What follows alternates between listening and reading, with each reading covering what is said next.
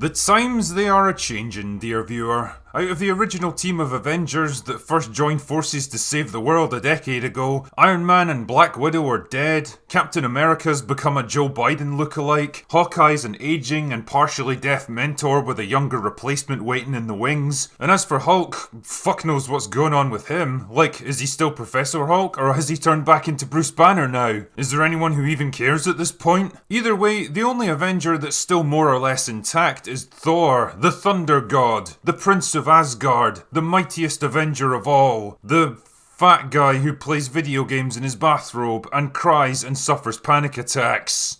Pathetic. I think it's fair to say that old Thor's had a bit of a rough ride over the years. His first two solo movies were dry, stodgy affairs with forgettable antagonists that didn't seem to know what to do with their main character, while Captain America quickly rose to prominence as the new cool kid on the block, and Iron Man somehow managed to stay awesome despite a series of disappointing sequels. Thor remained stuck in the mire, unable to find a winning formula. Then along came a guy from New Zealand named Taika, who successfully turned things around with Thor Ragnarok, injecting some much needed humour, energy and creativity into a stale series and setting the stage for him to fulfill his destiny and become the ruler of Asgard. Or what was left of it anyway. Now he's back with Thor Love and Thunder, which could realistically be Chris Hemsworth's last appearance as the character, considering he's been doing this shit for more than 10 years now. And since the first trailer dropped last week, and I haven't had a chance to make a proper video about it, I figured now would be a good time to offer up a few thoughts, or as I like to call them, concerns. So the trailer opens up in much the same way as Thor Ragnarok. Classic rock song playing in the background? Check.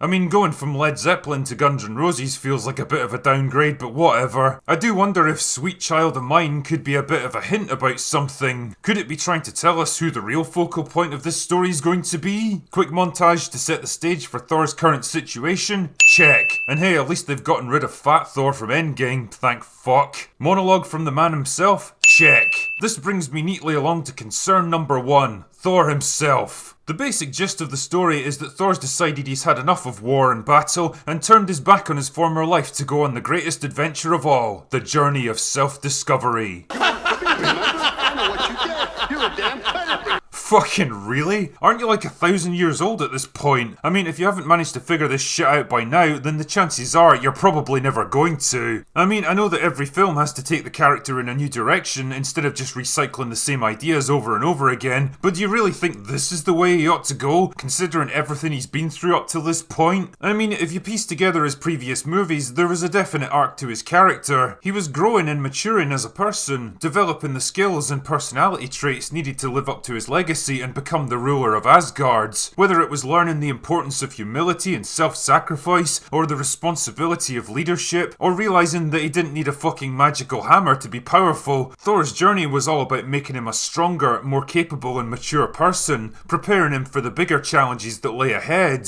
Now it kind of feels like all that development and progress has been flushed down the shitter, so we can press the reset button and turn him into what the script needs him to be instead of what he actually is now. Instead of learning responsibility, wisdom and resilience, now he's all about giving that stuff up so that he can focus on himself. First he gives up rulership of Asgard and puts it in the hands of some random drunk woman that he barely knows so that he can go joyriding across the galaxy with Star-Lord. Then he gives up that too because apparently it's too hard or something, and now he's even given up his weapons and title. He seems to be regressing instead of developing, surrendering everything that once defined him as a person. And I don't know man, it all just feels kind of forced and artificial. There's a time for characters to question and doubt who they are and what they're supposed to do with their life, but 10 years and 4 movies down the road isn't it. We already know who Thor is, and so should he. Oh, and speaking of retconning Thor's character, I'm sure you all caught this meaningful little look between him and Star-Lord. I wonder what that could be hinting at. Concern number 2, Valkyrie. I'm gonna be honest here, Valkyrie was one of the most insufferable elements of Thor Ragnarok. Basically every scene she was in had me fucking grinding my teeth, partly because the character treats Thor like a piece of shit and always seems to have the upper hand on him, partly because she never has to answer for the enormous fuck fuck-ups of her past, and partly because of Tessa Thompson's intolerably smug performance. What's your favourite expression? Smug condescension, smug reflection, or smug boredom? I kinda hoped she would have been a one-and-done kind of character, but nah, here she is again, returning as King Valkyrie, the ruler of New Asgard.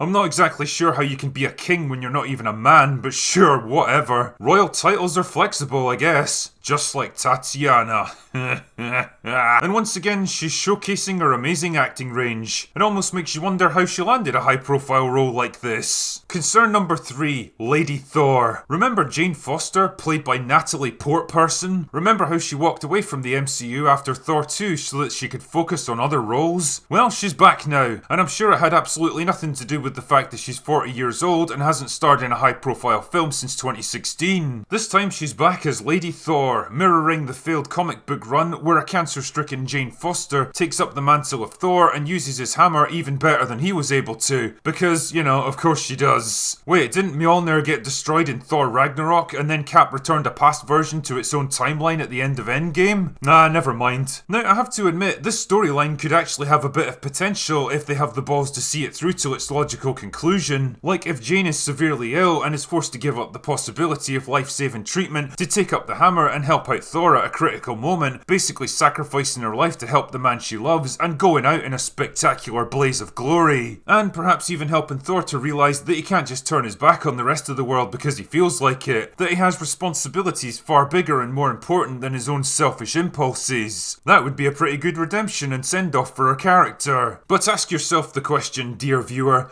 do you really think they're going to do that? Or are they going to bring in female Thor as an all-conquering badass that's consistently better and more powerful than actual Thor in pretty much every way, ultimately causing him to realise that she's more worthy of the title than he is, and willingly stepping aside so that she can take over? And perhaps even being connected to King Valkyrie, looking for a queen to sit on the throne with her. You know, I love how royal titles, legendary artifacts, and even godlike status can change hands in this universe more easily than the used porn magazines in my old high school. The problem is that the more this kind of thing happens, well, the more contrived and cheap it all starts to feel, and let's be honest here, it's becoming a bit of a habit for Marvel. Already we've got discount Captain America, discount Black Widow, discount Loki, and discount Hawkeye, and that's not even mentioning discount Hulk, discount Iron Man, and discount Captain Marvel that are all on the way too. Jesus, I never thought I'd hold up Captain Marvel as a superior version of a derivative replacement, but there you go. That's Clown World for you. Taking the costume, weapons, and name for one character and grafting it onto another doesn't bring with it all the emotional investment that's been built up over the years. And I guess that's my real issue with Jane Foster here. If she's got the armour, the hammer, and the powers of Thor, then what is she except for a cheap, superficial copy of the original, but with boobs? Also, I know this is a bit of a random aside, but you're never going to convince me that those are Natalie Portman's real arms. Yeah, I've seen the set pictures where she looks marginally bigger than she did a couple of years ago, where she could barely even lift the plastic prop hammer and looked like a stiff breeze would blow her over, but there's no fucking way that she got this jacked in real life. I suspect what really happened is that she had a bit of help from the wonderful men and women in the CGI department of Marvel. The funny thing is, I actually consider myself a fan of Taika Waititi's work, if not the man himself. Jojo Rabbit and Hunt for the Wilder People were both fantastic movies that showcased his ability to take a serious, poignant central storyline and wrap it up in a veneer of quirky, light-hearted comedy. But this kind of thing is a fine balancing act, and Thor Ragnarok went too far in the wrong direction for me. You don't have to make literally everything into a fucking joke, you're allowed some genuinely serious moments from time to time. But since it made a shit ton of money, there's no reason to expect that they'll correct the balance here. I really want to believe this is going to be a triumphant send-off for two characters that have been around since the earliest days of the MCU, but I can't shake the feeling that Love and Thunder is just going to end up as a slicker, better made example of the same shit they tried to pull with Black Widow, swapping out an aging and expensive protagonist and replacing him with a newer and more diverse copy. A male hero doing what male heroes do best these days, stepping aside and making way for someone more deserving but less interesting, with a healthy dose of the message dumped in for good measure. I hope I'm wrong on this one, because if anyone deserves a bit of redemption, it's Thor, but let's be honest, I'm not gonna hold my fucking breath.